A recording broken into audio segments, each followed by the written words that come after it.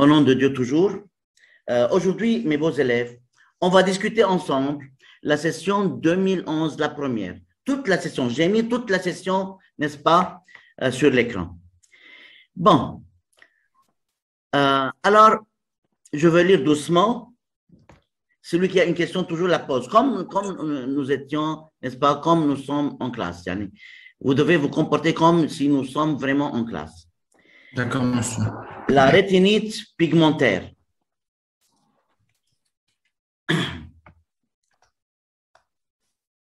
La rétinite pigmentaire. La rétinite pigmentaire est la rétinite pigmentaire, virgule, maladie héréditaire est la cause principale des malvoyances. Malvoyance, n'est-ce pas? C'est une mauvaise vision, c'est-à-dire 30% des déficiences visuelles. Alors, le titre, c'est la rétinite pigmentaire. Toujours, il y a un titre. Parce que moi, je n'ai pas étudié la rétinite pigmentaire. Peut-être, n'est-ce pas? Je ne sais pas c'est quoi la rétinite pigmentaire. La rétinite pigmentaire, c'est une maladie héréditaire qui est la cause principale des malvoyances, 30% des déficiences, des problèmes visuels, c'est-à-dire. La maladie débute par une atteinte de la vision nocturne. Nocturne, c'est-à-dire la vision durant la nuit, avec réduction du champ visuel, c'est-à-dire l'espace vu par la personne sera réduite. Alors, il s'agit d'une introduction où l'exercice, n'est-ce pas, explique le titre. C'est quoi la rétinite pigmentaire? Bon, elle est causée par la dégénérescence progressive des bâtonnets. Sont quoi les bâtonnets, monsieur? Ce sont des cellules qui reçoivent la lumière photoréceptrice de la rétine. Alors, les bâtonnets sont des cellules de la rétine qui quoi? Qui contiennent une protéine, la rhodopsine. Alors, je reprends une fois pour toutes. La rétinite pigmentaire, maladie héréditaire, est la cause principale des malvoyances, 30% des déficiences visuelles. La maladie débute par une atteinte de la vision nocturne avec réduction du champ visuel.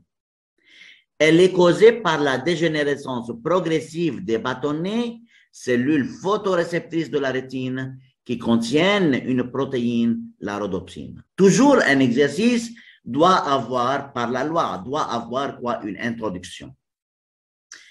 Taïeb Yassès, le gène de la rhodopsine, il continue là, le gène de la rhodopsine constitué de 2044 paires de nucléotides. Un nucléotide, n'est-ce pas, c'est la constitution de l'ADN. Si vous vous rappelez en classe bac, vous avez vu l'ADN et les nucléotides, adénine, cytosine, guanine, n'est-ce pas, et thymine. Oui.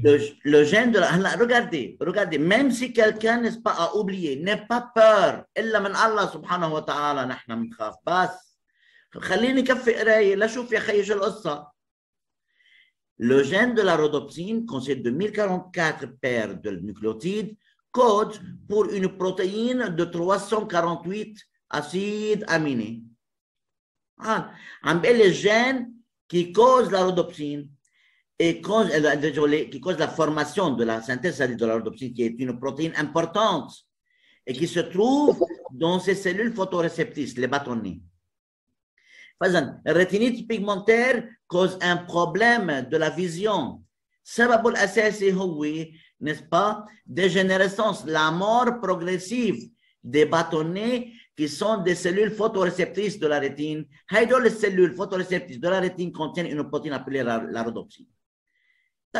Monsieur, une protéine est synthétisée et il y a un gène sur les chromosomes qui cause la synthèse des protéines.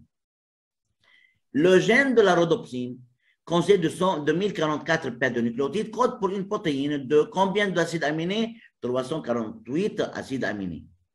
Le document 1 représente une portion des séquences nucléotidiques des allèles du gène de la rhodopsine et celle des séquences des acides aminés des protéines correspondantes chez les individus de phénotype quoi? Normal, premièrement, phénotype normal, et quoi? Et chez des autres atteints de rétinite pigmentaire. De malade. Bon, oui, c'est-à-dire malade. Fazan, le gène, là, se trouve là, regardez, il dit, le gène de la rhodopsine est constitué de 1044 paires de nucléotides, code pour une protéine qui est formée de 348 acides aminés. Le document 1, le document 1 représente une portion des séquences des nucléotides des allèles du gène de la rhodopsine et quoi encore? Des séquences d'acides aminés, des acides aminés de la protéine correspondante à la rhodopsine chez des individus de phénotype normal et chez d'autres atteints de rétinite pigmentaire. Essayez de regarder, n'est-ce pas, le document, s'il vous plaît. Phénotype des individus, là, phénotype des individus. Taïeb. Un individu normal. Regardez alors, phénotype, que peut être le phénotype de l'individu? Ou bien il est normal, ou bien quoi? Atteint de rétinite pigmentaire. Anna, je suis en train de lire quoi? Le document 1, ce document 1. Amoul, phénotype des individus, ou bien normal, ou bien atteint de, yani malade, atteint, malade. Normal, c'est-à-dire sain. Regardez la deuxième colonne. Portion de la séquence de nucléotides de l'allèle. Portion, parce que combien de nucléotides y a-t-il? Il y a 1044 paires de nucléotides. Où est allé? Parce que là, ils ont mis une portion, un fragment de l'allèle. Regardez, le nucléotide numéro 391 jusqu'à nucléotide 408. Kamen, regardez pour l'individu normal. Je veux lire la séquence nucléotidique. CTG, GCC, ATC, GAG, CGG, TAC. L'autre individu atteint. Quelle différence? Est-ce que معقول يكونوا هن ذاتهم؟ لا. لا، ما هو يكون عنده un allèle altéré. Bon, regardez, chez l'individu atteint de rétinite pigmentaire, regardez la séquence de nucléotides. Numéro 391, je commence. CTG, faut quand même, monsieur CTG. GCC, encore GCC. ATC, encore en haut, il y a ATC. GAG, je suis là maintenant. Oui, encore, il y a GAG. Bon. CTT. GG. Et, n'est-ce pas, puis TAC et TAC. Monsieur, ils ne sont pas identiques. N'est-ce pas, la grande partie est identique. Le plus grand nombre de nucléotides sont identiques parce qu'il y a deux différences. Regardez, CTT en bas, ou bien CGG chez l'individu normal. Monsieur, et il y a CTT chez l'individu atteint de rétinite pigmentaire. C'est-à-dire, regardez là, G en position, 408, 407, 406, 405, 404. Là, c'est 404. 404. Et l'autre G en position 405, n'est-ce pas, sont remplacés chez l'individu atteint de rétinite pigmentaire par quoi? Par T et T. En 404 et là T405. Alors, j'ai fait une comparaison de la portion de la séquence nucléotide de l'allèle chez l'individu normal et chez l'individu atteint de rétinite pigmentaire. Regardez, moi, je suis en train de lire le document. Regardez la troisième colonne. Là, c'est écrit portion de quoi? De la séquence des acides aminés de la protéine. Leucine, alanine, le, ala, il, glu, arge. Bien sûr. La différence, ou bien le changement au niveau des nucléotides a causé un changement au niveau de quoi? Des acides aminés. وعشان هيك هيدا البيرسون صار عنده rhodopsine anormal qui ne va pas jouer le rôle normal, son rôle normal. Donc, et tire. Ah, monsieur, alors il y a 2 nucléotides qui ont été changés, n'est-ce pas, en position 404 et 405, qui nos G chez l'individu normal ont devenu T chez l'individu atteint de rétinite pigmentaire, et cela a causé un changement au niveau des acides aminés. L'avant-dernier acide aminé chez l'individu normal, l'avant-dernier acide aminé, c'est là. L'avant-dernier était ARG, argine ou bien ARG, tandis qu'il a été transformé en LEU chez l'individu atteint, n'est-ce pas, de rétinite pigmentaire. Regardez, LEU en bas, ils ont mis la légende, c'est-à-dire le signe. ARG, arginine en bas, vous voyez? Bon, alors, il m'a dit, le document 1 représente tel et tel. Moi, je regarde le document 1 et j'ai lu le document 1. J'ai un peu, n'est-ce pas, discuté avec vous le document 1. Nous sommes prêts, je crois, n'est-ce pas, de lire la première question. Taïb, la première question. Relevé du texte. La première question. Relevé d'où? Du texte. Une ligne relevé du texte, n'est-ce pas, la cause de la rétinite pigmentaire. Taïb, je reviens, n'est-ce pas, au texte. Regardez le texte, ya habibi, ya habibi. Elle est causée, très bien. Elle est causée par, monsieur, la cause, OK? Elle est causée, regardez là, elle est causée par la dégénérescence progressive des bâtonnets, cellules photoréceptrices de la rétine qui contiennent une protéine, la rhodopsine. J'attends les questions s'il y a une question. La question était relevée du texte. La cause de la rétine. Est-ce qu'on peut répondre à cette question ou non? Est-ce que c'est difficile jusqu'à maintenant? Si. C'est facile, n'est-ce pas? C'est simple. Taïeb. Y a-t-il une question, n'importe qui? Monsieur, بس حتبعت الفيش صح على السيستم. والإمام علي راح أبعت. طبعا. أوكي حبيبي, طبعا. Bon. Alors maintenant, je passe pour la deuxième question. S'il vous plaît, soyez très sérieux et regardez attentivement. Taïeb, deuxième question. Comparez les 2 séquences nucléotidiques et les 2 séquences quoi, d'acides aminés présentées dans le document 1. Est-ce qu'on peut comparer ou non? Oui. يعني اوقات يا حبيبي ويا حبيبتي l'élève lorsqu'il regarde ouf c'est quoi CTG CCC ATC oh Allahu Akbar je veux pas faire n'est-ce pas je n'aurai pas une bonne note. Khayro, essayez de lire le problème et puis regardez les questions. Comparer, même si je ne sais rien à propos de l'allèle ou bien des nucléotides, je peux comparer. Alors, comparer les 2 séquences nucléotidiques, premièrement, et les 2 séquences, n'est-ce pas, d'acides aminés représentées dans le document 1. Et regardez, premièrement pour les nucléotides. Mais on a vu, n'est-ce pas, la séquence nucléotidique de l'individu normal et celui de l'individu atteint de rétinite pigmentaire sont identiques, sauf.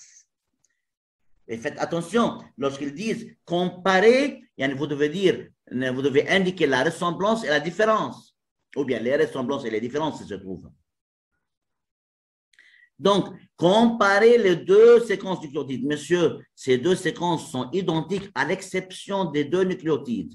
Numéro 404, désolé, et 405. Chez l'individu normal, sont G et G, tandis que sont remplacés chez l'individu atteint de rétinite pigmentaire par T et T. Tandis que pour la séquence d'acides aminés, l'avant-dernier acide aminé, regardez, 131, 132, 3, 4, 5 et 6. L'acide aminé numéro 135 chez l'individu normal est l'arginine. Mais chez l'individu atteint de rétinite pigmentaire, cet acide aminé en position 135 est quoi? La leucine. Alors, les deux séquences d'acide aminé sont identiques aussi, à l'exception, n'est-ce pas, de l'acide aminé numéro 135, qui est l'arginine chez l'individu normal et la leucine chez l'individu atteint de rétinite pigmentaire. Directement, je veux vous montrer directement la réponse, le barème, comme ça. Regardez s'il vous plaît. Pour la première et la deuxième question. Doucement. Bon. La cause, elle est causée par la dégénérescence progressive des bâtonnets cellules photoréceptrices de la rétine qui contiennent une protéine, la rhodopsine. Ça, on a tiré du texte, tout simplement. Comparez maintenant, bon, la comparaison. L'allèle de l'individu de phénotype normal et l'allèle de l'individu atteint sont identiques, ressemblants, se ressemblent, sauf au niveau de leurs nucléotides 404 et 405. Quoi? L'allèle normal possède les deux nucléotides G et G, alors que l'allèle atteint de l'individu atteint, c'est-à-dire possède les deux nucléotides T, T. C'est la comparaison pour la séquence nucléotidique. Bon, on continue maintenant. Quoi encore? Les deux séquences d'acides aminés sont identiques, en ressemblance premièrement, sauf au niveau de leur 135e acide aminé, l'arginine chez l'individu normal, par contre la leucine chez l'individu atteint.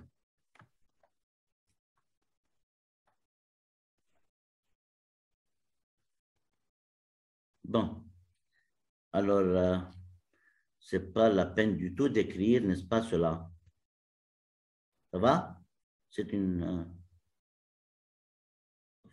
faute, je ne sais pas comment j'ai fait cette faute.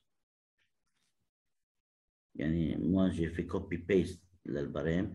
ممكن يكون أنا وعامل copy-paste غلطت. Bon. Y a-t-il une question là? Non, madame. Monsieur. Oui. Non, ça va. Ça va pour tout le monde? Bon. Oui. Oui. Bon.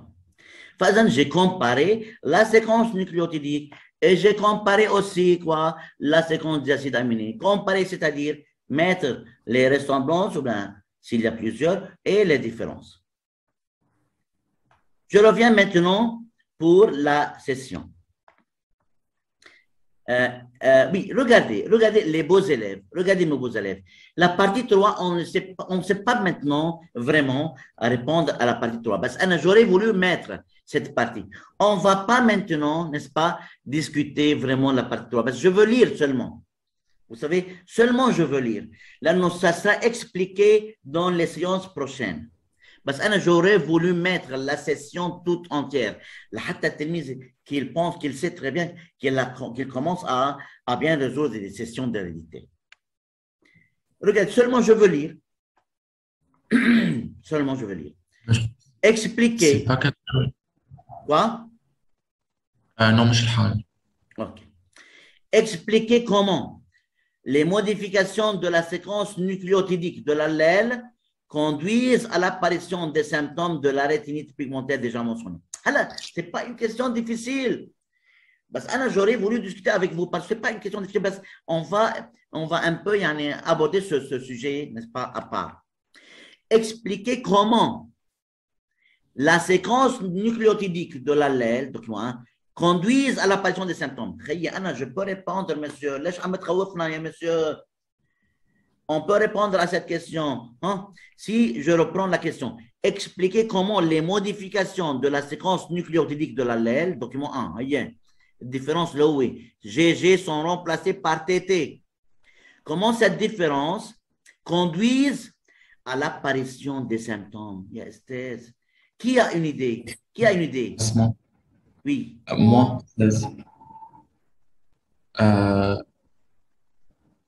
il y a une mutation par remplacement.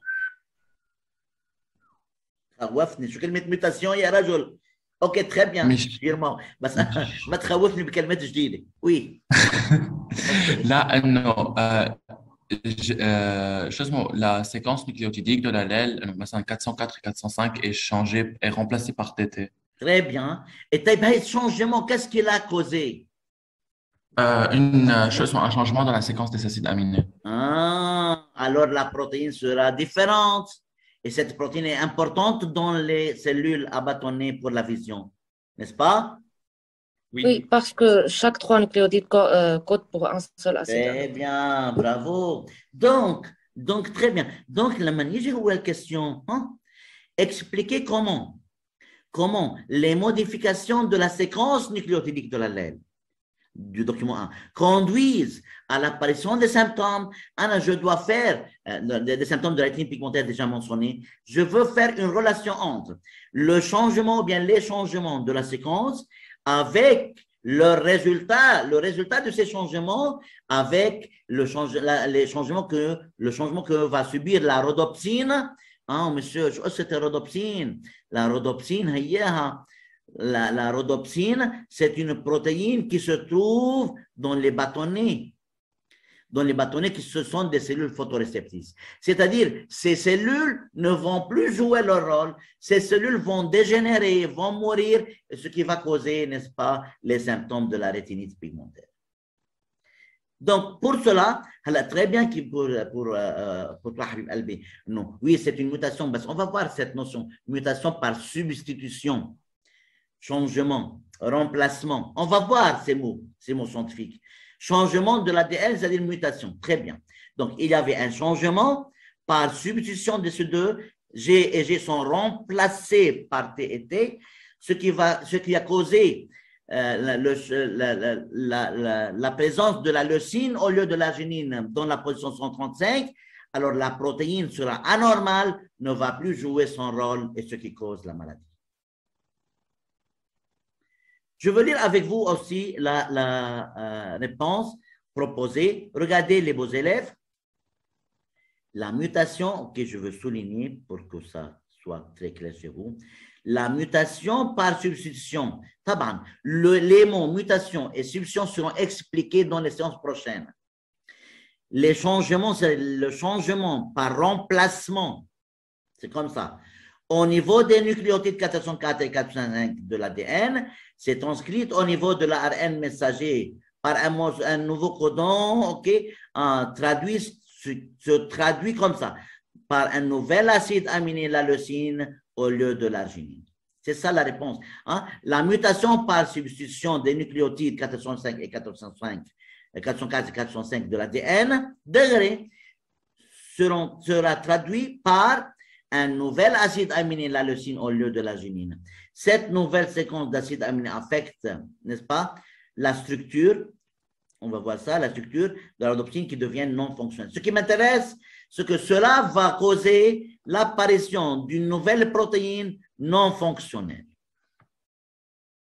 Comme cette protéine existe dans les bâtonnets, cellules photoréceptrices, le changement, n'est-ce pas, de sa fonction se manifeste par des troubles de la vision nocturne chez les personnes atteintes de rétinite pigmentaire. Ce n'est pas la peine d'écrire mot à mot comme ça, Bézabeth. Anna, si vous voulez, comme j'ai dit déjà, comme j'ai mentionné, je peux dire la mutation par substitution, comme ça je peux dire, par substitution, au niveau des nucléotides 405 et 404 et 405 de l'ADN, se traduit par un nouvel acide aminé, la leucine, au lieu de l'arginine. Cette nouvelle séquence, cela affecte, affecte la protéine qui devient quoi? Non fonctionnelle. Comme cette protéine existe dans les bâtonnets photoréceptrices, le changement de sa fonction se manifeste par des troubles de la vision nocturne, n'est-ce pas, des individus, n'est-ce pas, de personnes atteintes par rétinite pigmentaire. J'attends n'importe quelle question.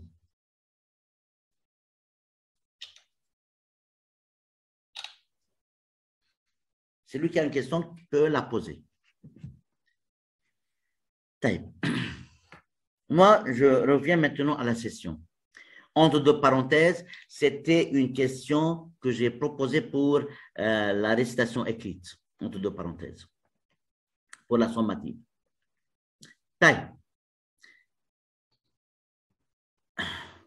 Je continue maintenant. Le document 2, ok, le document 2,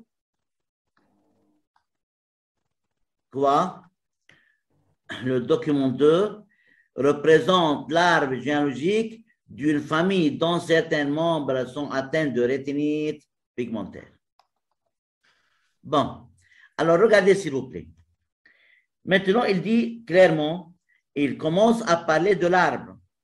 Il dit que le document 2 représente l'arbre généalogique d'une famille dont certains membres sont atteints de rétinite pigmentaire.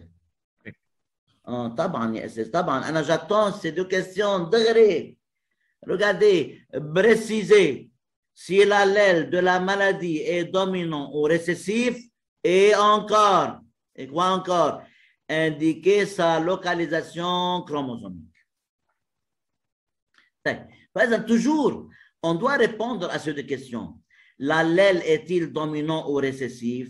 Et la deuxième question, localisée. Lui, il peut me poser ces deux questions. Regardez. Parce que la manière, et les localisations, hein, je veux souligner encore sous, n'est-ce pas, cette question. Localisation chromosomique. Regarde, deux atteints ont une fille et un garçon normaux. Je peux discuter le cas de la partie homologue de X et Y. Là. Non, pourquoi? Là, le 2A n'est pas de la famille. Deux. Là, regarde, cette fille normale, ce garçon normal et cette fille normale, ya حبيبي. Ok, très bien, حبيبتي, très bien. فإذا لاحظي يا عمري 1 1 2 هني atteints عندهم garçon ou fille normaux. Ça fille, je peux distinguer, je peux discuter, désolé, n'est-ce pas le cas de la partie homologue. Alors, bien sûr, je veux parler un peu rapidement là pour que je puisse arriver quoi, à la dernière, à la partie 5. Parce que la partie 6, oui.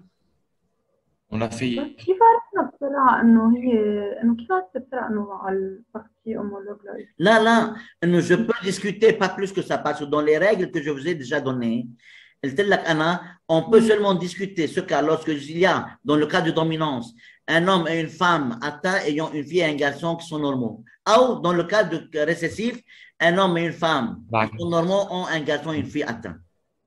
Seulement. يعني لازم نقول قبل على الإكراج وعلى الإكس بعدين على الأم. طبعا sûrement يا عمري. هلا tu vas voir comment. Oui, regarde, hein? Très bien, bravo. Bon, s'il vous plaît, regardez. Alors, le couple 1-1-2 est atteint, a eu l'enfant 2-3 sain, normal. Alors, l'allèle normal est caché au moins chez l'un des deux parents. Alors, l'allèle de la maladie est dominant. Point. Bien sûr, on a déjà, n'est-ce pas, fait ça en classe. Halla. Oui. La partie de localisation. Si l'allèle était sur la partie propre à Y, la transmission se fait du père en fils et pas de filles qui auront le caractère. Mais regardez, le fils de 2 est normal, son père 1, 2 est atteint, alors l'allèle ne se trouve pas sur la partie propre à Y. Bon, puis pour discuter le cas de X, regardez, on cherche un garçon atteint ayant une mère normale, je n'ai pas trouvé. On cherche une fille normale ayant un père atteint. Ok, c'est une fille normale, 2-3. C'est une fille normale qui a un père 1-2 atteint. Mais regardez comment j'ai écrit la réponse. Alors, la fille 2-3, si ça se trouvait sur X, si l'allèle se trouve sur X, alors cette fille 2-3 sera de génotype soit grand M malade, plus grand que petit S sain, si vous voulez. Oui. Bon, alors cette fille sera XS. Elle doit prendre un XS de son père qui doit être alors de génotype XSY, normal, mais lui, il est atteint. Alors, l'allèle ne se trouve pas sur la pas partie propre à X. Puis, je vais discuter le cas de la partie homologue X et Y. Donc, regardez maintenant. Ce garçon-là, si ça s'est trouvé sur la partie homologue de X, Y, ce sera de génotype XS, YS. Il doit prendre un YS de son père. De son père. Et sa sœur aussi. Et doit la prendre fille un X. de 3 scènes, elle doit être de génotype XS, XS. Elle doit prendre aussi un XS de son père, qui doit devenir de génotype XS, YS normal, mais il n'est pas normal, il est atteint. Alors, l'allèle de la maladie ne se trouve pas sur la partie homologue de XY. Donc, l'allèle de la maladie est autosomale. Très bien, c'est ça. Bien sûr, ça, on l'a fait en classe, et n'est-ce pas? Pour ça, je veux passer directement pour la partie 5. Il nous reste presque 6 minutes. La partie 5. Déterminer les génotypes des individus de 3 et de 4. Regarde, déterminer, c'est-à-dire indiquer et justifier, tout simplement. Je veux, n'est-ce pas, déterminer le génotype de l'individu, premièrement, 2, 3. Regardez, 2, 3, c'est cette fille-là. 2, 3. Elle est une fille normale. Et l'allèle, quoi, est autosomale. Et S est quoi? Récessif. Et la récessivité est un critère De race pure. de race pure, de pureté. Très bien. Donc, de 3 sur la SS. Point final. Et c'est ça que je dois écrire. Ça se trouve directement dans la réponse. Par exemple, la fille de 3 est saine et l'allèle S est récessif et la récessivité est un critère de pureté. Elle doit être toujours homozygote, c'est-à-dire de race pure. Alors, son génotype doit être SS. J'ai indiqué et j'ai justifié. L'individu de 4. Regardez, 2, 4. Faites attention. 2, 4. Cette fille-là, elle est atteinte. MS. Bravo. Qui peut expliquer pourquoi la belle? Pourquoi MS et non pas MM? Parce que لأنه elle a eu des enfants normaux. Des enfants normaux sains doivent prendre quoi de leur mère? S. Bravo. Fazan, cette fille de 4, elle peut être de génotype MM ou MS. Puisqu'elle a cet enfant, cette fille de 3, 4 et cet enfant 3, 5 qui sont normaux de génotype SS, ils doivent prendre un S de leur père, ok, un S de la mère. Donc, cette mère n'est pas MM, elle doit être de génotype MS. Et la dernière question, c'est un risque, n'est-ce pas? On l'a travaillé en classe. Oui, j'attends les questions.